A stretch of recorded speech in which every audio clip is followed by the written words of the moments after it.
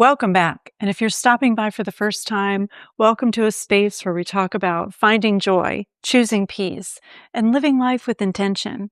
In today's episode, we're standing at the crossroads between finding joy and Alzheimer's disease. We're talking about what happens when life changes in ways we would have never chosen, when we have to join someone's reality because they can no longer join ours. It's an important conversation you're not going to want to miss. Come with me. It's the Don't Be a Miserable Cow podcast with your host, Lisa Marshall. In 2008, John Scully's mother was diagnosed with Alzheimer's type dementia, and that changed the course of life for John and his 5 siblings. A few years later, in 2011, they began visiting her several times a week in memory care. And those visits became so much more than visits. They became real conversations, real connection, and eventually the heart behind his book, Visited Mom Today. John's background is in communication. He spent years in radio and television, then 3 decades in advertising, eventually becoming president of an agency. But over time, his life started moving in a very different direction. Presence became more important than productivity. John retired in 2019 and now volunteers as an end-of-life doula with Middlesex Health Hospice. He and his husband David live in Connecticut and are active in their church community. What I love about John's story is that he allowed a really difficult chapter of life to shape him, and in a place where he once felt stress and sadness, he found purpose. You're going to love John Scully. Hi, John. Hi, Lisa. So good to be here. How are you today? I'm well. I'm so glad that you're here today. Thank you. Because this topic is near and dear to me, as you know. Right. And I'm a huge fan of your book. Thank you. Because of the message. The overall message in this book is so important. So I'm so grateful that you're here to share your story and the message in your book. Thank you for being here. Thanks. I'm so happy to be here. Thank you for inviting me. Oh, yes. Yeah. Tell me about your life before Alzheimer's, professionally, personally, whatever you would like to share. So before Alzheimer's, I worked for 38 years in marketing and advertising. My first job out of college was at a radio station here in Connecticut. And then for 5 years in the 80s, I worked at WFSB TV. And then in 1989, I went to work for an advertising agency and I stayed there for 30 years. And the last 7 of those years, I was president of the company. So I know we've talked before about our advertising and sales, forgot about small world thing. Yeah. And that what that business is like. It's a very hectic. It's a grind.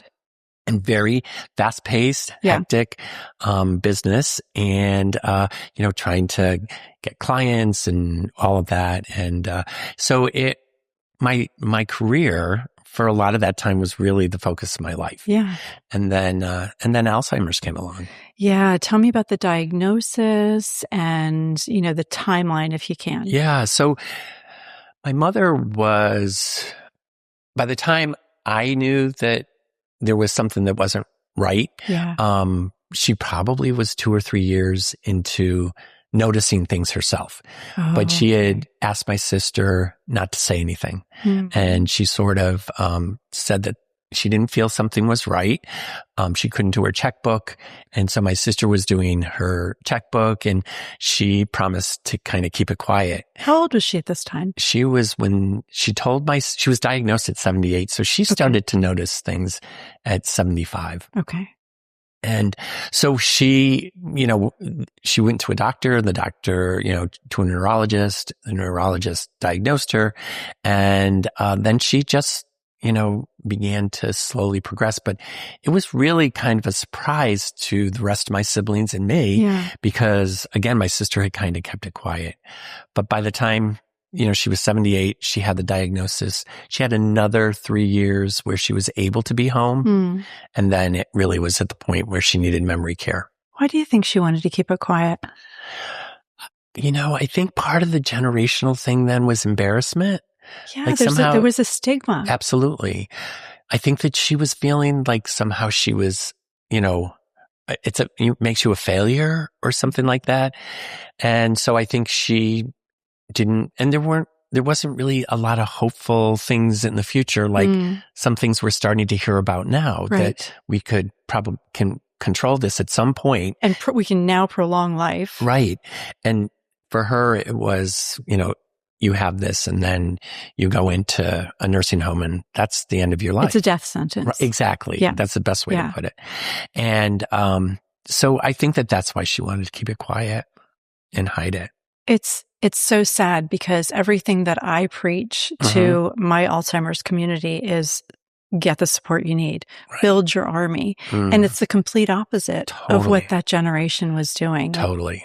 Hiding it, burying it because they felt this terrible stigma. That's right. You can't build a community of support if you don't talk about it. Exactly. And I think that's so important. I know. I definitely see that, as I got more involved, that the support was absolutely key. Yeah. But, they had none of that. And she really felt like this was, something to be embarrassed about. It's so sad. Yeah. It's so sad instead of being embraced by her friends and community. I know. Tell me about your mom before she was diagnosed. She lost her mother when she was 10, her father when she was 14. Oh my gosh. Yeah. And she was separated. There were 4 sisters and 3 of her, all the sisters were separated at that young age.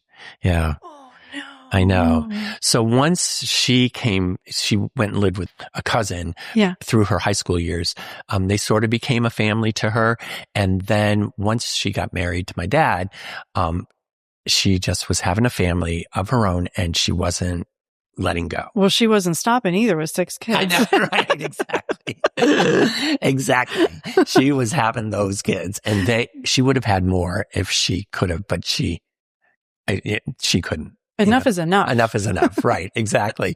But I do think that, her family was important to her and she was a very demonstrative mom, very huggy, very kissy, always saying how much she loved us and, very supportive.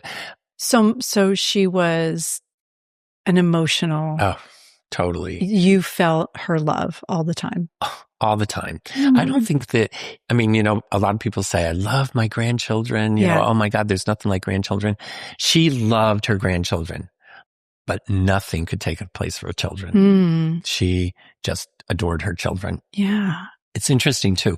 When she first got her diagnosis, I said to her, I wanted to talk to her about it. And I said, how are you feeling? Are you scared? Are you nervous? Right. And she talked a little bit about that. And she said, I just want to make sure that I'm taken care of. And I said, listen, put that out of your mind. Yeah.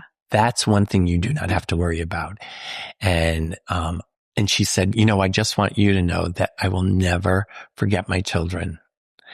And I have to tell you, she was nonverbal. I know she didn't know my name at some point. But just a label. When we walked in, she knew that we were her children. Yeah. She knew something was very special about us. Her eyes lit up, her face lit up. She looked at us differently than she looked at the staff or that she looked at other people who came to visit. You could see it in her eyes. Absolutely. Yeah. Her expression just said it all. I don't believe she ever forgot who we were, ever. Because you could tell by her energy. Yeah. Her energy and her reaction. How did you feel when you heard about the diagnosis?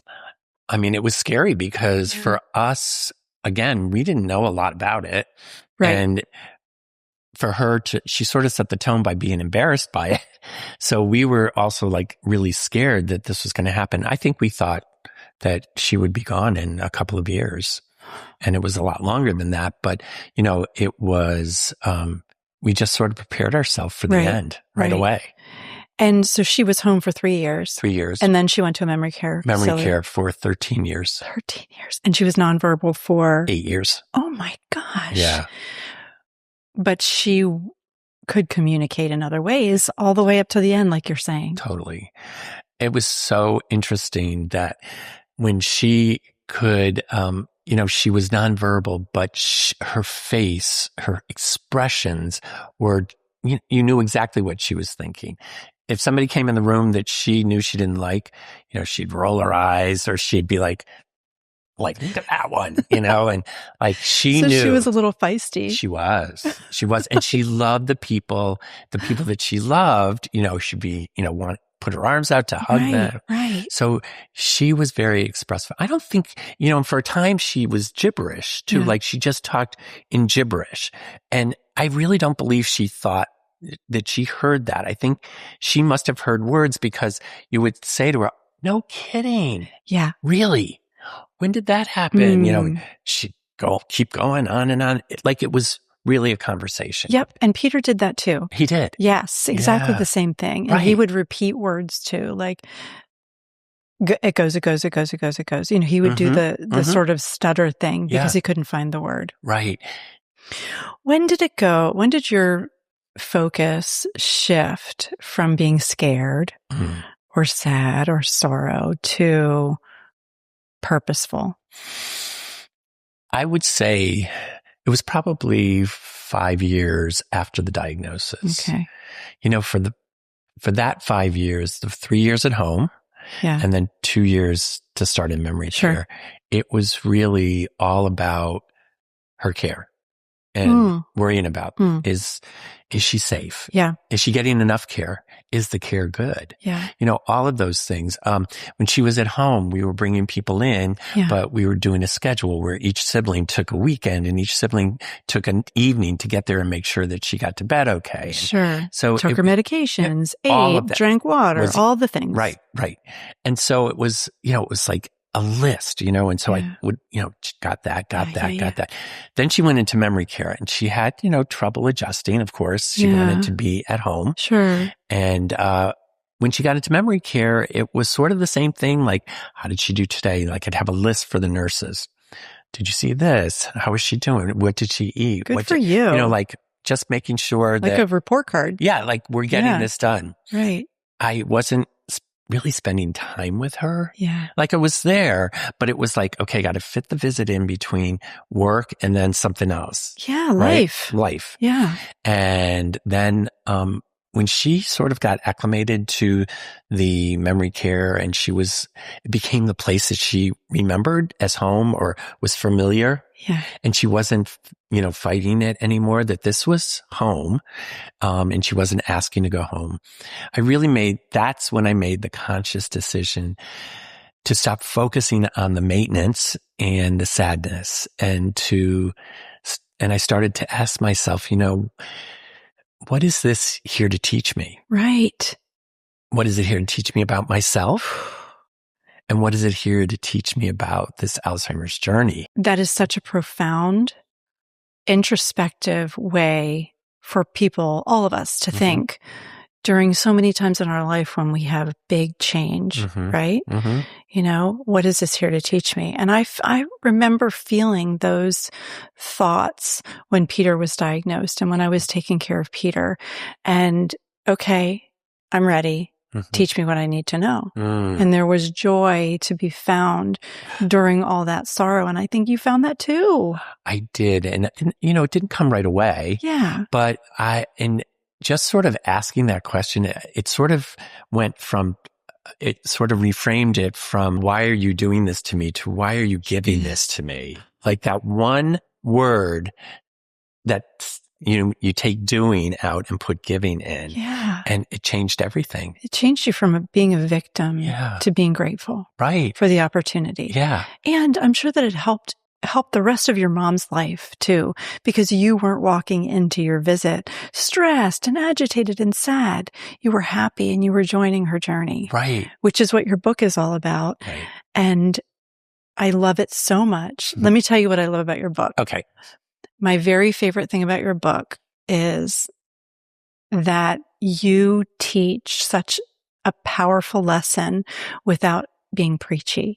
You simply share these beautiful stories and set a beautiful example. Oh, thank you. You never tell anyone anything. You simply share these stories, and it's wonderful. Thank you. Yeah. Would you read something? I would love to. Yes. Yeah. I think one of the things the biggest thing that I learned, and I think that, we have talked to each other about is how you need to step into people's Yes. world. So the one I'm going to read right now is the resident's name was June, and she was a nurse in her career. So when she came on, I love this story. so when she came on the unit, she thought she was working. So this was one of my favorite conversations with June. Visited mom today. We had a great conversation with June, a resident who was probably in her late 80s. Her career was in nursing. Not surprisingly, she thinks she's working at the nursing home. She usually greets me in her role as a nurse. She will give me a report on mom or bring me to the nurse's station to check in or see me to the elevator so that we can talk about mom privately. After lunch today, I was sitting with mom in an area at the end of her hall. June came to check in with me. This was our conversation. Now, June is standing behind mom with her hands on on my mother's shoulders, and she says, "How does mom seem to be doing today?" Me: "She seems a little sleepy. How do you think she's doing?" June: taking a seat on the couch next to me, she takes a deep breath. "I've been meaning to catch up with you." Me: "Is everything okay?" June: "I'm not sure you know this, but everyone on this floor has Alzheimer's." Me: "Really? Well, thank you for letting me know." June: "You know your mother lives on this floor, right?" Me: "I do." June pauses for a few seconds. "Do you understand what I'm trying to tell you?" Oh my God. I know, so sweet. Oh. Me: "Oh, you think mom has Alzheimer's?" June: "We do." Me: "Well, I suspected something was going on." June: "She's happy here and we take good care of her. Just make sure you keep visiting." And then she went on to talk about her 13 and 16-year-old sons and her mother who lives with her and does all the cooking since she has to work all day. What a sweetheart. I wanted to take her home with me. Oh my God. How did you feel after that conversation? Well, first of all, I knew I saw her the way she was as a nurse. She was so compassionate. I felt loved by her. Yeah. But I also felt this is like a little miracle that, that I got to have this conversation with her, and she was so caring and so compassionate and so worried about how I was going to take this news that I just felt like it was a gift. And you were a gift to her. Because alternatively, many people don't join their journey and they argue, or they feel as though they need to test their memory. And you and I are huge advocates of joining their reality instead of forcing, our loved ones into our reality. Right. Was this your first conversation with the folks in the memory care unit? It wasn't the first. Yeah. It was, the very first one was pretty early on. Yeah. And it was very, I had seen the nurses and the aides and the recreation people, how they answered people. And I saw that it made a difference. But I had not thought about any of that before or seen it happen before. And my first one was just a very sort of impromptu one. I start the book off with it. These women are in the dining room and they're having their evening snack, and they thought they were at a wedding. And they thought I was the minister because I came in my shirt and tie and jacket, and they were like, "Shh, here comes the minister," And so I just talked to them and sort of like, and they said, "Oh, the wedding's beautiful." And I said, "Isn't it? It's so nice." And after that conversation, I thought, oh my God, there can be, there can be life in this unit. This is not like people are sitting here waiting to die. No. There's a community here. Yes. And I had not known that before. And I went home and I wrote that down. It's actually in the book. And at the end of the conversation, I said something like, I had no idea that there could be fun and laughter in a dementia unit. And I And in life, Yeah. after diagnosis, there absolutely can be. Right. But what a beautiful example of you learning by example. No one came to you and said, John, here's how I want you to talk to people in the memory care unit. Right. You watched it and you felt it in your heart that it was the right thing to do. Right. When people would, the repetitive questions, can I call my husband? Can I call my husband? Yeah. We're going to call him after dinner. So have your dinner first. We'll call him after dinner. Yeah. And the husband had been long gone, Certainly. but I could see the woman went back and started eating dinner. And I thought, wow, that is so cool. Simply redirecting them sometimes is all you need. Right. There's a theory that I talk about sometimes called yes and. I want to call my husband. I want to call my husband. Yes. And we're going to after dinner. Like that yes and gives you like just a second to pause to think, okay, what am I going to say next? To redirect yes her. And. Yes I like and. that. Yeah. I never heard that. I learned it from somebody along the way. And I think just the yes, it's like, we're going to do that, rather than, we can't call your husband or, your husband's no longer living, any of the, right? That is a nightmare. It's a nightmare to say that. You must have seen some of that, right? Yes. I did too. And so here's another question for you. What do you do when you run across somebody who says to you, or maybe you haven't, but how would you handle it if not? I'm never going to lie to my mother. I know. I feel the same way. I can feel your energy because some people are absolutely committed to making sure that they never lie. Yeah. They test their loved one's memory, and it's very hard to convince them otherwise. Yeah, I've said different things. It's happened a couple of times, not a lot, but it's happened a couple of times. It happened one time when a woman came up to me after a book talk, and she was buying a book for her and for her sister, and she told me that she and her sister were arguing about telling mother that the father was dead. And the one sister who I was talking to said, I can't lie to my mother. I don't want her to think that my father is here. And so I just said to her, I think every time you say that, it's like she's hearing it for the first time. Yes. And it's, I guess, kind of sunk in. And then I said, I think, you obviously love your parents and you loved your father. Yeah. I think you should think about what your father would want you to do. That's great advice. Because I'm sure that he didn't want her to be hurting his wife. And she bought 3 books, more books. So I think she was like, okay, maybe this could help. Maybe this guy knows what he's talking about. Even though, I'm no expert, but but she listened. But you are an expert through your experiences. I guess, Absolutely. Yeah. And, alternatively, again, how do we feel when we're arguing?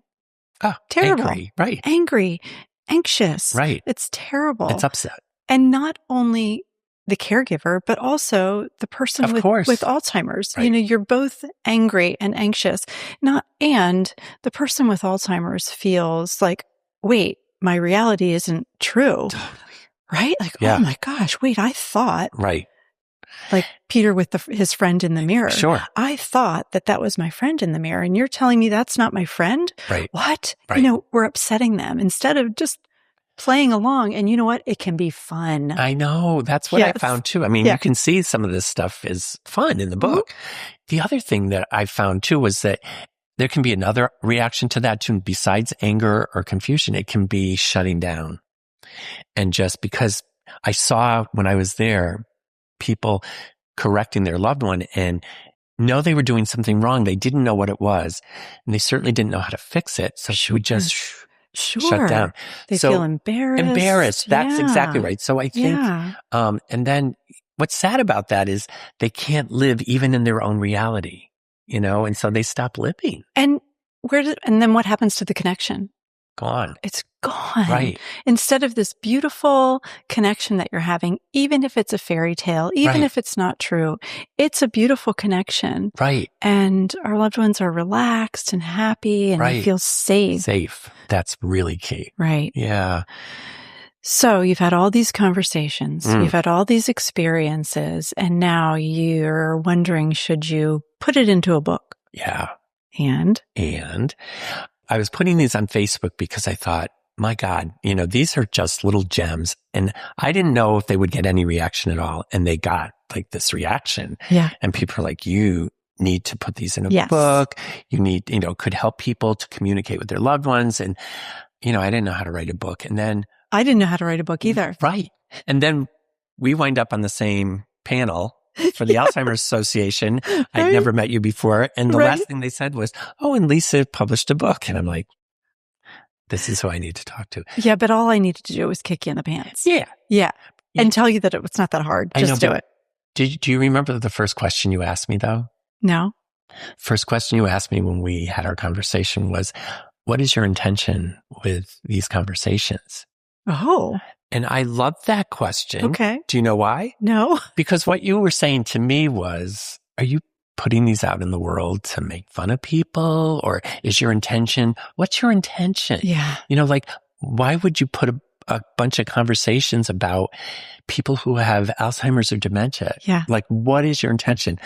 And I thought, I like this woman. I like this woman. I'm a little forward. Yeah, but also, if I had said, it's like a joke book, you would have told me to stop. Don't do it. Yeah, don't do it. Yeah. So I loved our conversation. But anyway, I didn't think I could do it. And then I did it. And here you are on a book tour. Oh my gosh. Every time I turn around, you're somewhere else in another part of the state. I know. But I think, and you'll probably relate to this too. Don't you feel like everyone is touched by Alzheimer's or dementia? I do. And I'm sure you feel like this too when you're in the community and you're signing books and you're hearing stories and you're sharing your stories, right. You're making a difference. Yeah. And this is your purpose. It's so interesting because I thought my friends were just being nice and saying, oh, these are cute, Yeah. But I'm starting, you start to get feedback from people and you do feel that way. Did you feel like you had to let go of anything to be totally present and enter their reality? I think in the beginning, it was more in my brain. I sort of had to, what am I going to say? How am I going to say it? And yeah, I just sort of had to let go of the structure of a conversation. Yeah. And just kind of run with it. I sort of liken it to being in an improv troupe. Improvisation. Love it. Where the last thing somebody says, you just pick up on it and run with it. Yep. And once I sort of got that into my head, I just sort of did it. The other thing was, in the beginning, I kind of to make sure that there weren't other family members around or something like that. Because I was slightly embarrassed that I was doing this thing that was pretend, but I didn't know what other people would think if they heard me. And so I sort of would be quiet or shy. I didn't want to call attention to myself. But then after a while. So interesting. Right? And then after a while, you didn't care anymore. I didn't care. And I bet you set an example for those family members. I hope so. I bet you did. Because some people need the example. They do. Yeah. They really do. Yeah. So let's switch gears a little bit. Mm-hmm. So you were president of an advertising agency. Mm-hmm. Very stressful career. Mm-hmm. The advertising business is no joke. Right. So you decide that you're going to retire. Mm-hmm. And you retired early. Mm-hmm. Yeah. How were you worried about losing that identity? Oh my gosh. Yeah. Yeah. Yeah. 38 years. It's interesting. I started to feel this tug while I was visiting, my mother and talking with the other residents. And I started to realize when I was asking, what is this here to teach me? Yeah. I started to realize I could be with people at the end of their lives. And I could be with their family members to support them. I didn't know that about myself. I never guessed that about myself. I had no idea. I always used to go through, I was going through my life and I would say, I had a friend that could sit at the piano and just sit down and play. And I'd say, oh my gosh, that's a gift. Or I'd have an athletic friend who could play every sport. And, sure. And I used to think, what's my gift? Yeah. What do I have? And I started to feel like this is what I have. I can do this and be very comfortable with it. So I knew I wanted to start to do that. And so it was a hard decision to retire. I was not only giving up, my career, right. I was giving up a paycheck, with benefits and all of that, Yep. 4 years earlier than I thought Mm-hmm. I would. I actually thought I would work into my late 60s, so maybe even more than 4 years. Yeah. And sort of the prestige, Sure. I mean, it's been your identity for 38 years. Right. Yeah. Right. But and you feel successful. Yeah. Right. That's all. I can relate. Right. Yeah. But the tug was enough that I couldn't ignore it. And I just said, I need to do this. And I do say, like the first week I was on the hospice unit, I was folding washcloths. And like the week before, I'd been out to lunch with, the president of WFSB TV and the salespeople and stuff for a goodbye lunch. And now I'm folding washcloths.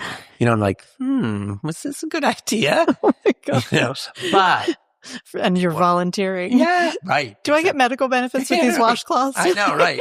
So if you didn't have the experience with all the people, including your mom, in the memory care unit, would you have made this decision to retire early? Oh, I don't think so. Yeah. So I'd still be doing it now, I think. I know. You must be thrilled. It's the only you must thing be thrilled, though. Oh my gosh. I had no idea that I could feel as fulfilled and satisfied and enjoy life as much as I do. Let's talk about this part of your life. So for those who are listening and watching who don't know what an end-of-life doula is, tell us what it is and how you became one. Sure. So there are two ways that you can be an end-of-life doula. So the way you can be a person who hangs out their shingle and, works for themselves in the community and, hook up with patients who are on hospice and can work with the hospice team from whatever organization it's in. And so that person can, help you with your advanced directives, can help you with funeral planning, can help you, pastoral care and any kinds of, needs that you might need for extra help. Sure. I'm an end-of-life doula with the Middlesex Health Hospice Program. Okay. So I'm part of the team already, and I am only certified with their program. Okay. So we have a little different role because we have pastoral care, we have social workers, we have, people who can come in and help if they need extra help.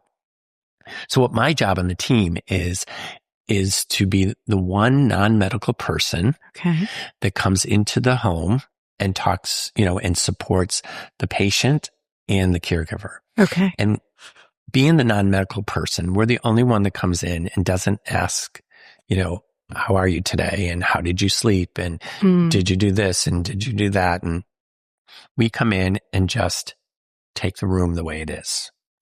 And our role also is to educate and normalize the process of dying. So yeah, I think that's a huge part of it. Huge. Oh my gosh. And, the nurses and the social worker and the pastoral care people and the aides, they have 6 or 7 patients to see in a day. Sure. So they're coming in and they're great. Everybody's compassionate and great, but they've got to move on to somebody else.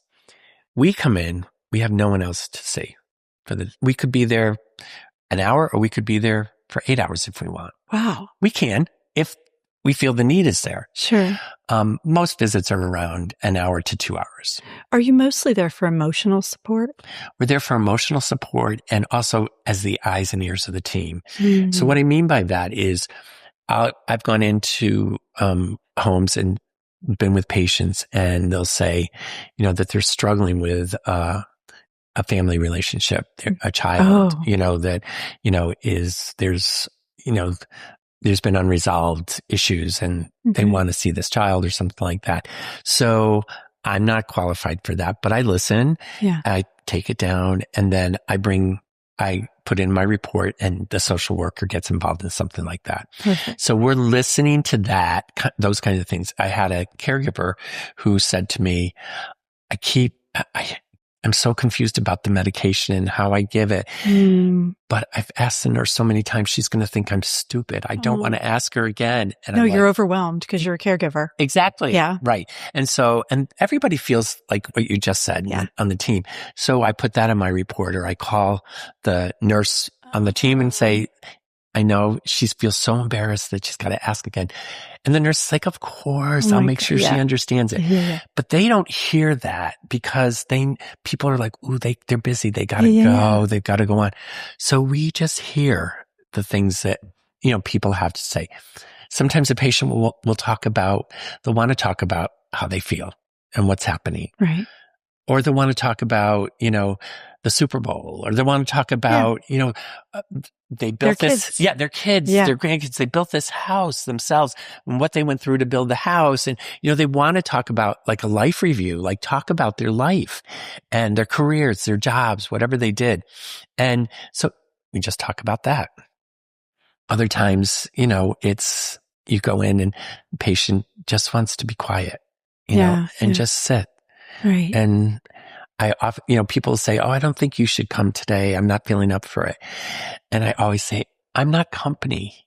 I don't need to be entertained. Right. I'm coming. We can sit quietly. And they'll say, but I don't feel well. And I said, that's exactly why I'm coming. That's my role. My role is to be there when you don't feel good. And we don't have to say a thing the whole time. Let's go back to what you said, normalizing the process of death. How does one do that? It's scary. Everyone's afraid to die. Well, I shouldn't say everyone, but people are. People are afraid to die. And people are afraid to be with somebody who's dying. Both. Yeah. Oh. So I think that, I'm finding more for the caregiver that needs to happen.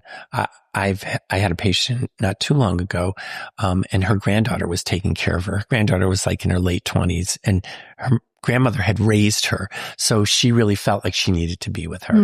And, so she was freaked out. She was like, oh my God, I can't be with her when she's dying. Like, how can I do this? I just felt awful for her. Yeah.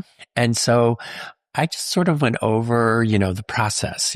This is what you're going to need to start looking for. And this is what's going to happen. And you're going to see it coming. It's not going to happen all of a sudden. Yeah. You're going to get clues, and just keep talking to her and, telling her how much you love her and talk about memories. But you're going to have time to know that the end is coming. Right. And, I was the first person she called when her grandmother died. And she just said, I just want you to know before my grandmother's taken, away, that this was the most beautiful process that I went through. I'm so glad I did this. And she said, I'm not calling just yet because I want to be with her a little longer. Right. And I think before, in the beginning, she would have wanted to get this out of here. So that's a perfect explanation of normalizing it, because you managed her expectations and took the scary out of it. Yeah. Yeah. And I had that too, with Peter. I didn't have a doula, but I had a dementia specialist, and I asked her a lot of questions. Yeah. And she told me what to expect, physical signs and things like that. So when you know what to expect, it's not as scary. Right. Not that you're ever prepared for it, but it isn't as scary, I think. Right. Yeah. And that it's not going to it's not going to happen like that. Right. And that's what I think this woman was afraid of. Yeah. She was just going to go. How typically does a family obtain or secure a doula?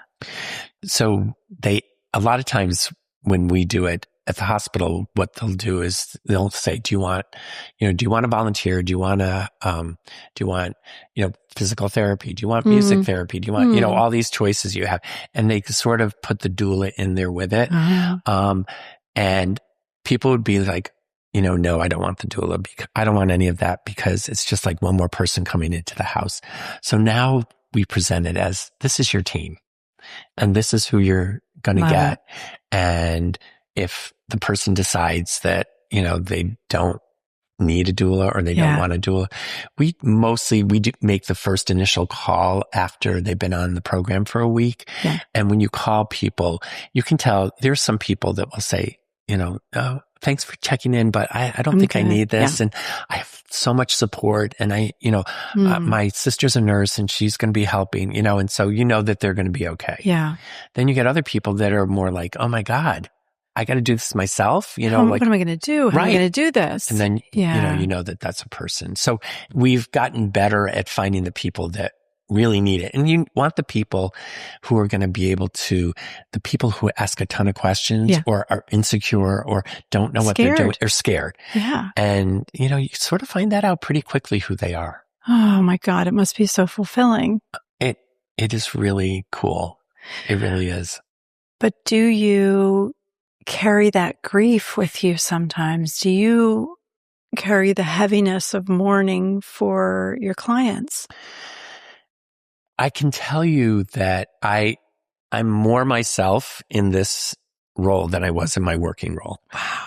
But I had to learn, because if I had to learn to have a boundary. Sure. And so what we were trained in our training was that a role is to make this process the best it can be for the caregiver and the patient. Mm-hmm. And, but that, it's all about the patient. It's not about us. And so we need to focus on them. And when I know that what I need to do is make the death process a good experience. Right. When I know that's what I have to do, it's not mournful. You're task focused, maybe. Yeah. Well, that's fantastic. I love that you've set that boundary and that you can compartmentalize things and not take it home. Right. Because that's heavy. It is heavy. It's heavy, but it's also, like you said, fulfilling, especially in the example you gave. Yeah. With the granddaughter. What do families struggle most with during the process of death? Not understanding what the other people are going through because they're seeing it through their own eyes. And I think that's one thing. So can sometimes be misunderstandings and there can be, some tension because people aren't sort of open or accepting to how other people are reacting. I think as far as death goes, I think that people, some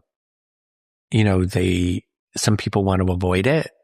And so there's, they're not there when if it's a husband and wife, if it's a husband that's dying, if the wife needs support, their mother needs support, and the husband might want to see his children, people are just sort of not always there. It's emotional. It's really emotional and it's very hard. And I had to learn that everybody handles it differently. You saw that. I saw that. Mm-hmm. Each of our 5 children dealt with Peter's death very differently. Mm-hmm. And I had to respect where they were. Right. Instead of making them come to my reality for what I thought was the right way to handle things. Everyone had to process his death in their own way. But you could understand how somebody like a wife who is taking care of her husband could want her children there. And of course. They're not there. Yeah. Yeah. So, so I think that's, that whole dynamic, and people don't talk about it. Yeah. They don't say, I can't handle this, or I don't want to do this. Yeah. I saw Dad, 2 days ago and he was good, and that's I'm enough. Good. I'm done. I'm all set. How can you do that? You should be there. It's just different strokes for different folks, right? So I think that's the hardest thing. Yeah. But, And you just have to respect where they are. Yeah. Right. And that's a hard thing to do because it's a time where you're emotional anyway. Yeah. And you want it to be everybody to see it the way you do. Once I realized that, though, that I had to respect where they were, I felt better. Really? Because I wasn't stressing about it anymore. Oh, right. I just let it go. Right. And I felt I was peaceful. Wow. That's, so good you got there at that, right in the midst of it. Yeah, it was right in the midst of it. Yeah, yeah. What evidence do you have from your experience with your mom and the people in the memory care unit, retiring, and your book, that this was the right move for you? with the doula stuff, that example of the granddaughter, to be able to say that it was a beautiful process and a beautiful thing for her to experience.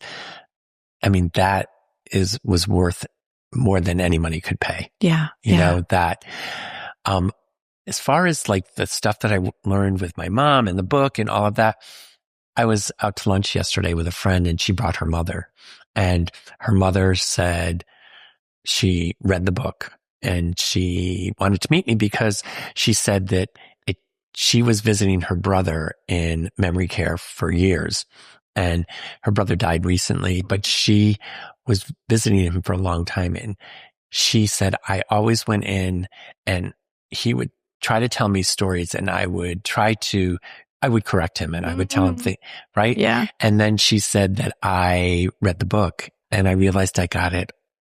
I was on the wrong path. And I would go in, and she said the last few months of his life, I was able to have these really good conversations with him. Because of your book. And I know. And so that, right? So good. That. Yes. So that's confirmation. That's confirmation. Yes. Those examples are like, okay. Yep. Yep. This is what I'm supposed to be doing. It is. It's an amazing book. Thank you. Like I said. And you know what? That granddaughter will take what she learned from you and she'll teach it to somebody else. Yeah, I hope so. She will. Yeah, so many people who go through the hospice process as a patient or a caregiver, or as a caregiver, will volunteer for hospice somewhere down the road. Do you find that people, I did not call hospice until we were probably eligible for a few weeks or months. Mm-hmm. And I didn't realize, because I think that the word hospice. Oh my gosh. Don't get me started. Has a stigma of, oh my God, it's death. And that's what I thought. Of course. Like, I didn't get a lot of education about hospice. Mm-hmm. And once they walked through the door, it was like, oh my God, right. Look how they're helping me. It was amazing. It was such a stress relief for me. The things that the team provided for me, emotionally, physically, the things that they brought, the care that they took of Peter, the care that they took of me. I know. The caregiver is important as the patient. So my question is that normal? Like for people to wait or not know that these services are available? Mm-hmm. So it's a 6-month benefit. Yeah. And then you can go past 6 months if you reevaluated. If you get reevaluated. And so I had a patient that was on for 19 months. But I think the average stay in hospice in Connecticut, and don't quote me, but it's around 17 days. Wow. And it's a 6-month benefit. And people aren't taking advantage of it because they think hospice is giving up. It's a philosophy of care. Mm-hmm. And the care is such that you live the best that you can live until the end of your life. Yes. And, people think that hospice hastens the death. And no. There's no proof of that. It doesn't necessarily do that. But when you stop getting treatment, you might die a little sooner. Yeah. But your quality of life should be better. Yeah. So yes, it's very common. And it's, it's peaceful for the caregiver too, because you feel like you're taken care of. You feel supported. Right. From all angles. Right. Supportive. Yeah. I'm a huge, huge advocate. And I talk about it all the time when people. Oh, do you? I do. I absolutely do. Like, people will ask me, well, do you have any regrets? And that's my regret, is that I didn't call hospice sooner. Oh, wow. Because I could have been supported much earlier. Right. Ask me how long we were on hospice. How long? 21 days. Really? Yes. So you're pretty close to the average. Exactly. Yeah. That's shocking. Yeah. How has this journey changed the way you live your life now? It's become so evident to me that we only have a finite amount of time to live, right? Yeah. If someone is planning a visit to someone they love in memory care tomorrow, what's one little gentle thing that they can change? I would say, leave your to-do list in the car, and really be present, and if being present is just holding the person's hand and not having a conversation, if the person's sleeping, but just kind of going with that, there really is still something powerful there. Yeah. Or if the person's awake, just go with the whatever the person's mood is or whatever is going on. I think that's the one thing that I really learned, after those 5 years was that the to-do list, the maintenance, the moving onto this was what was, I was missing time with my mother. Yeah. I could say I visited her, but did I really visit her? Yeah. And, also it was less stressful, to just be. Just go and be and have a good time. Right. Just hold her hand. Right. Just be present. Exactly. And sometimes that's all we need. Thank you again. Oh my gosh, this Thank was you so much for great. being here. I'm so grateful. I think it's the most one-on-one time we've had ever. I know. We're always so busy doing other things together. Right. And with a group of people. Yes. This is great, John. Lisa. Thank you. Thank you. Yeah. Is there someone in your life that could really benefit from hearing this conversation? Share it with them. It may help them feel supported. That's it for today. Thank you so much for spending some time with us. Remember, we all have a choice. Choose joy, choose peace, and don't be a miserable cow. See you next time. Bye. Thanks for spending this time with us on the Don't Be a Miserable Cow podcast with your host, Lisa Marshall. If you're looking for a little more guidance or encouragement, you can find Lisa's books, Find Joy, No Regrets, and Oh, Hello, Alzheimer's. And if you'd like to support the show or learn more about Lisa and her guests, visit us at joywithlisa.com.